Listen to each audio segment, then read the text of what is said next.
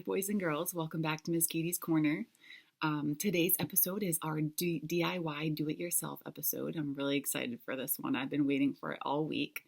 So today we're going to be creating something together. My main purpose of this video is for you to be able to watch how I create it.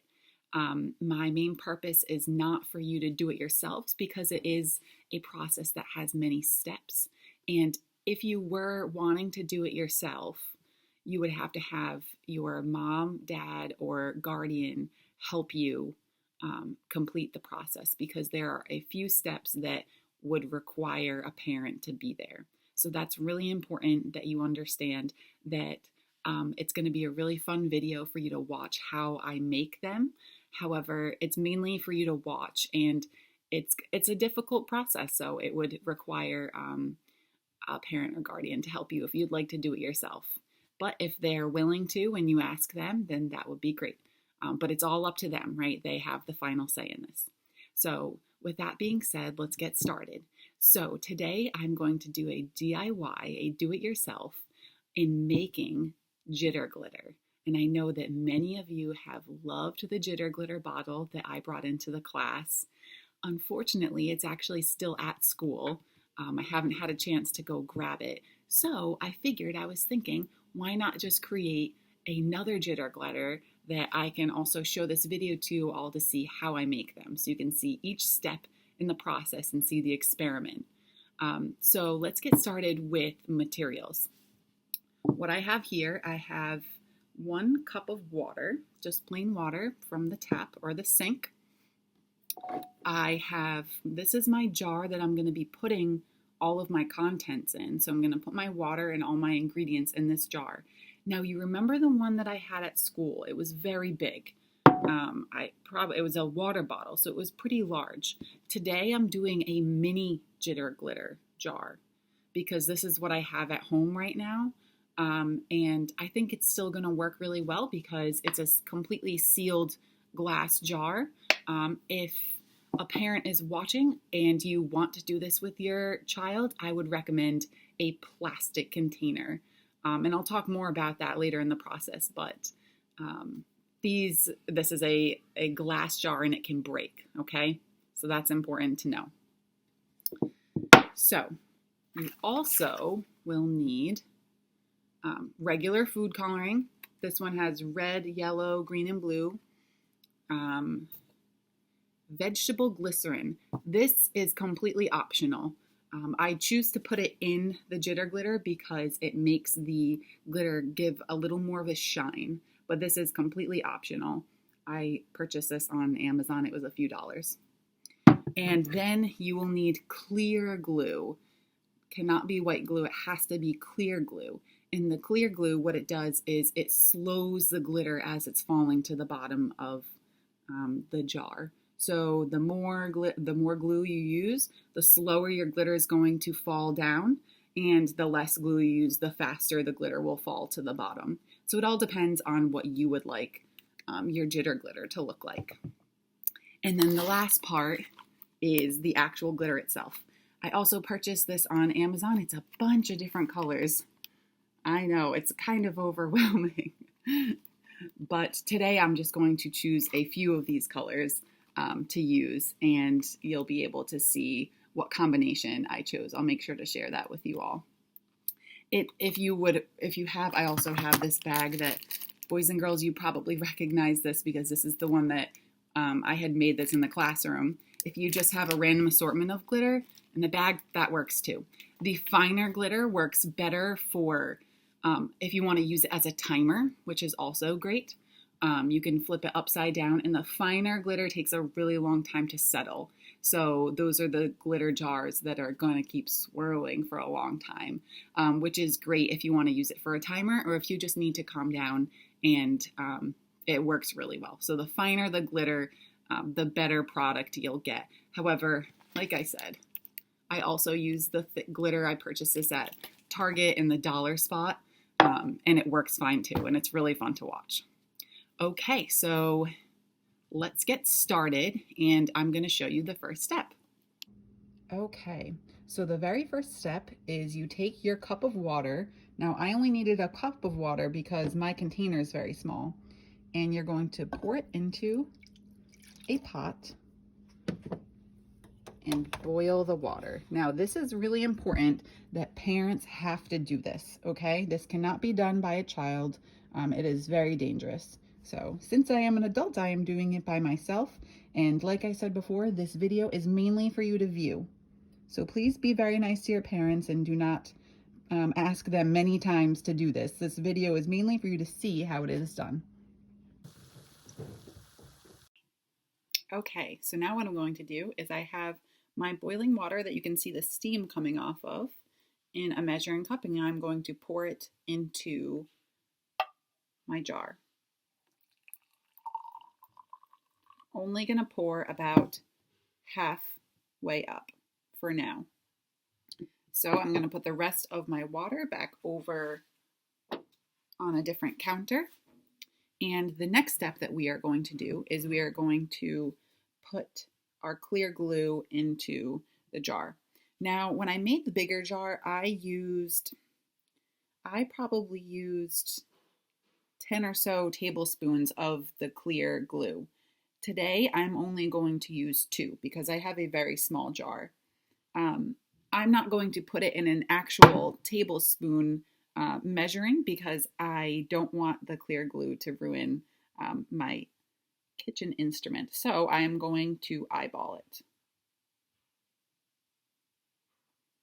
And the great thing about this is that you can add more later if you would like.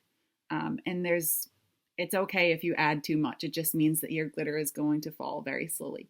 So the next step after you add the clear glue is you add the glycerin, vegetable glycerin.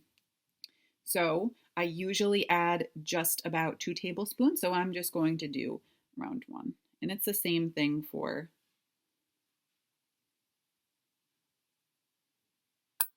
that appears to be fine. It's the same thing for the vegetable glycerin. It's okay if you put too little or too much. It's all based on your liking. And the more times I do this, the more I realize, okay, I can trust myself and I know how much to put and how little to put.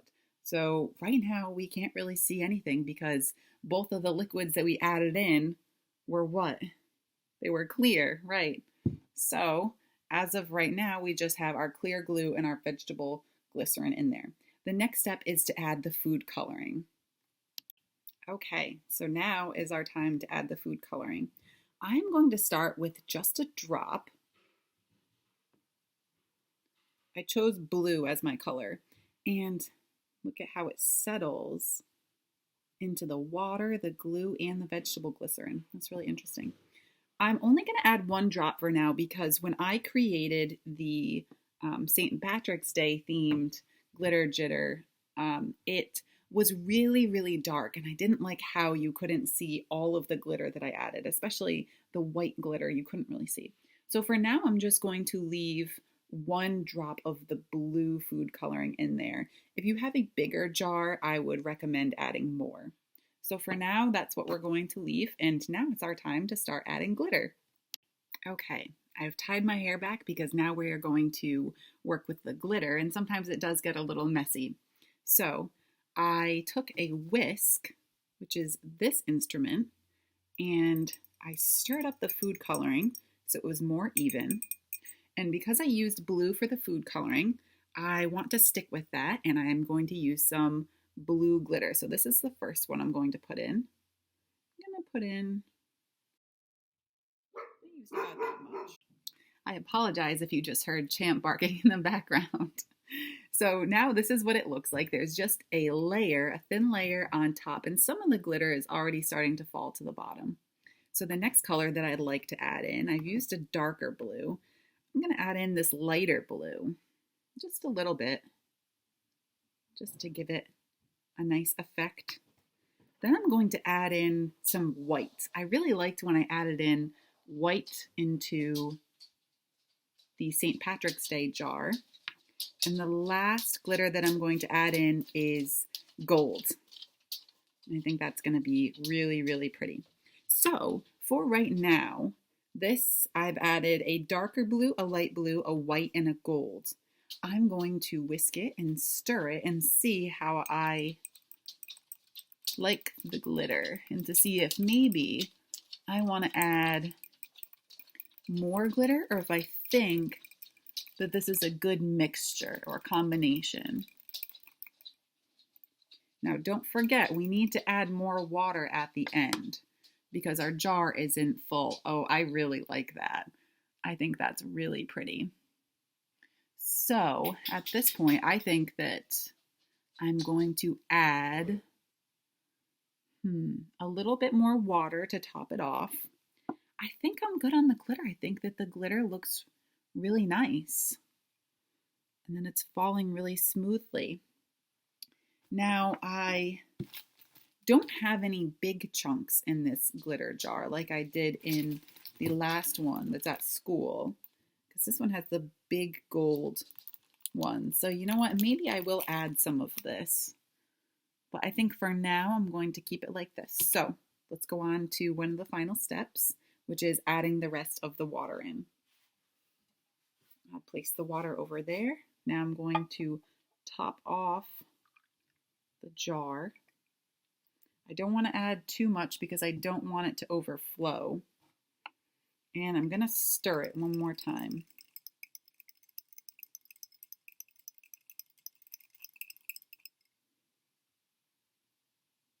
Okay. And one comment about if you and your parents would like to do this experiment and you're using a plastic container. I forgot to note it before, but when you're pouring the boiling water into the plastic container, test it with a very small amount first. My other glitter jar, I purchased the water bottle at Dollar Tree, and it was a very cheap water bottle. And so the bottom started to bubble and it started to look deformed. So what I did instead was I let the water cool a little bit before pouring the rest of it in. I recommend plastic for kids just in case they drop it. But if you're always going to be with them while they're using it, then glass is wonderful too. It just all depends on your situation. So if you do have plastic, just make sure that the boiling water isn't actually boiling. It's just hot so that the glue and the glycerin can adhere or stick to the glitter and form a complete mixture. So I'm going to put the lid on my glitter jitter, and then I'm going to give it a shake and see how it looks. And one final recommendation is the first time, if you are doing this at home, you shake it. I recommend that you shake it over the sink just in case your top for some reason is not perfectly lining up with your container. That way all the glitter and the glue and the sticky mixture goes into the sink and not over your countertops or over something important. So I've already tested it in the sink. I'm going to give it a shake.